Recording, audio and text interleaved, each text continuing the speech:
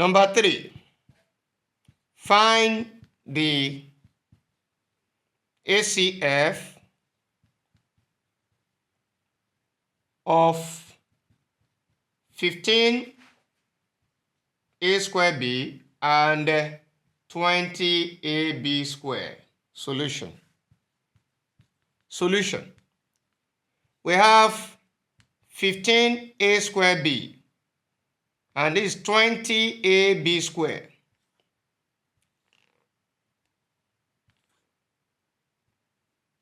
Now, we have numbers here. This is 15, this is 20. We are going to look for a number that will divide both 15 and 20 such that there won't be any remainder apart from 1. So we can use 5 because 5 is a factor of 15 and is also a factor of 20.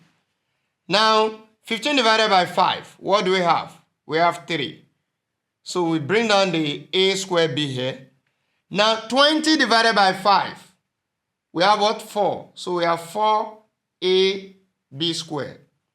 Now, the next thing to do, you can see, dealing with the numeric part, 3 and 4, nothing is common again apart from 1. So we go to the letters, that is the non-numeric part. So which is a square b and ab squared. Now, what is common to both? What letter can you see here and you can also see here? That is a. Using a to divide, what will you have? 3. A squared divided by a, we have a. So we have 3ab. Now, we also have 4. The 4 will also be here. Now, a divided by a, 1. So there's no more a here. So we have 4b squared. Now, looking at what we have, 3ab and 4b squared. Is there any letter that is common to both again? Yes, we have b. B is common. We use b. Now, 3ab divided by b. B will cancel out. So it will remain 3a. Now, we have 4b squared. B squared means what? B times b.